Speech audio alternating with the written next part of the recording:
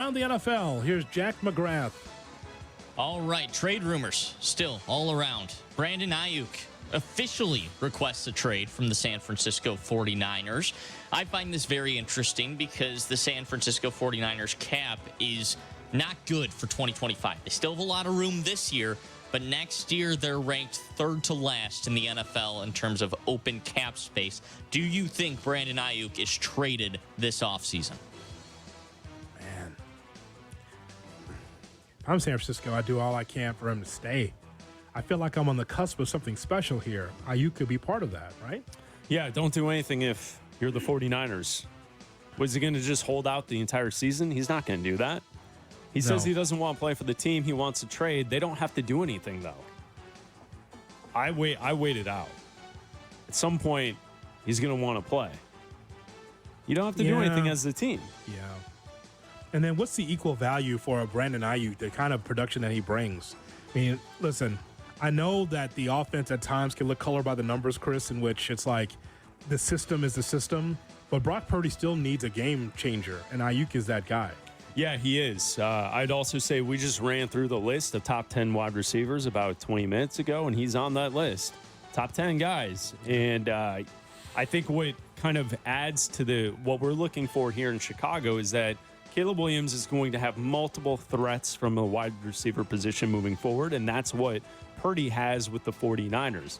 Multiple ways to get you with the receivers, not only the wide receivers, but also Kittle as a tight end and the running back in McCaffrey. So I think it all kind of mixes together. Unless they can get some pieces for the future as far as draft capital, I would wait. I wouldn't do anything if I were the 49ers. I would agree with that. Call his bluff. Of course, Evan Cohen would tell you all you need is George Kittle. You don't need wide receivers, so it's fine. And a running back.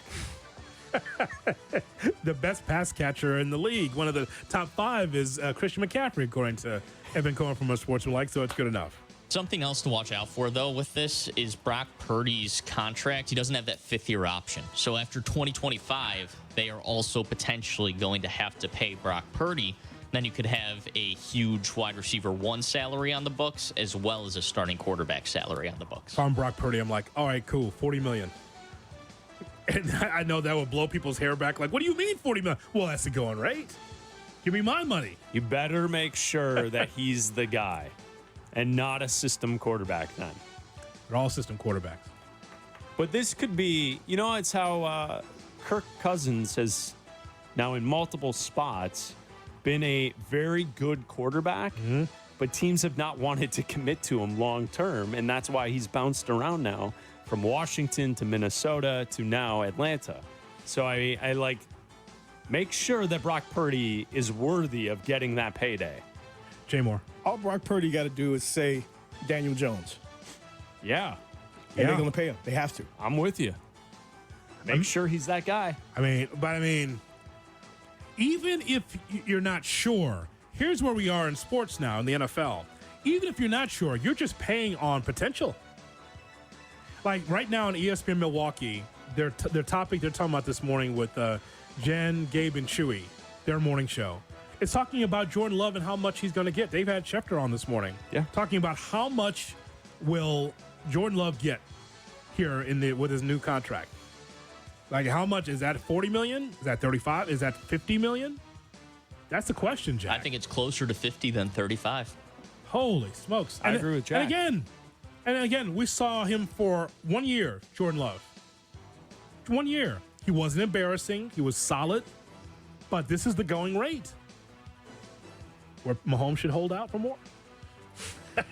He deserves more. That's why when you have a quarterback that you pay, you have to make sure he's in the top elite class.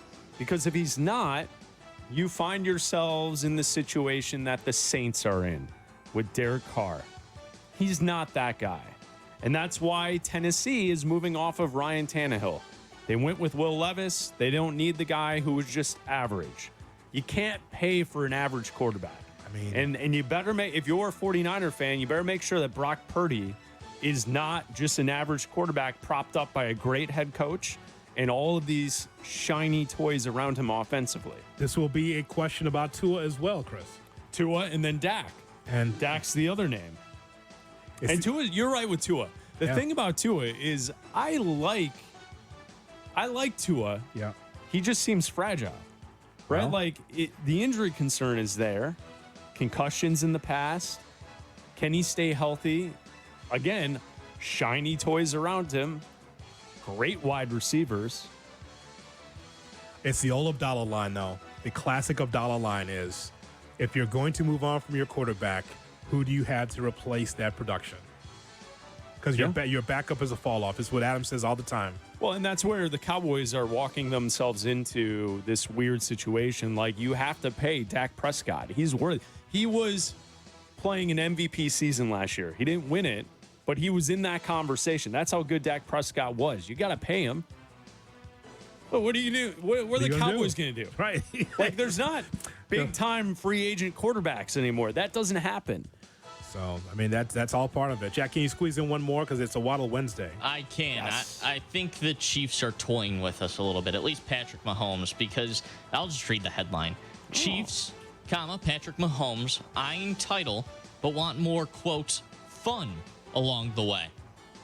Winning the championship wasn't fun enough. He says not seeing week-to-week improvements every single week wasn't as fun as it has been in years past, so he wants more fun when winning the title this year. Apparently, having Taylor Swift in the building wasn't fun enough. It's about striving for more. Once you've had a taste, you want more.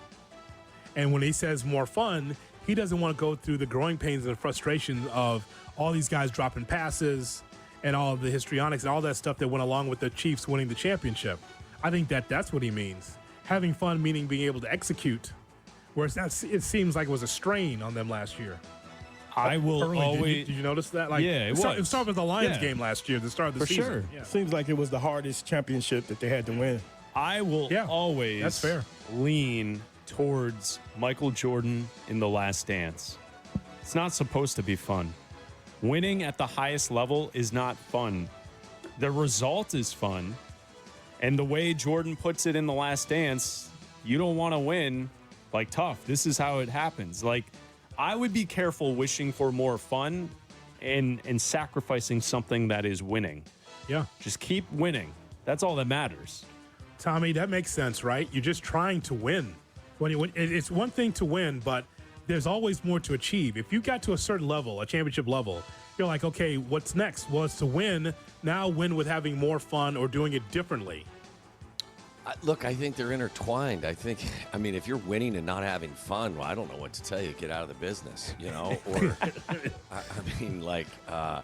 I don't know. When you've won 3 Super Bowls and you're not 30 and you're coming off back-to-back wins, like, you've run out of things to say to people. So I wouldn't overly dissect anything he's saying right now. I think this is that period of time. You guys know it, Chris and Jonathan and everybody. We are so damn bored.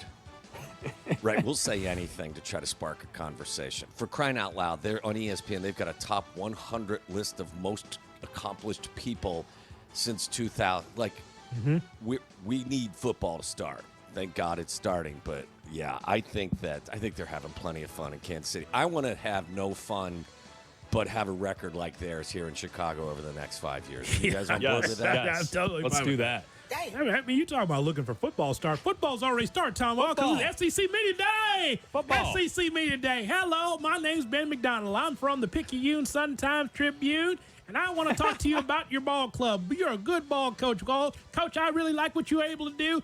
Tell me if you're going to win the national championship. Thank you very much. God bless you. So you got the SEC Media Days. It's already that's usually the question at SEC Media Day. Yeah, no question at all. Just a God bless you and you're a good ball coach. Hey, Coach. Always wrapped up with a God bless you and your family. God bless you and your family. Waddle Wednesday continues on the Cap and J Hood Morning.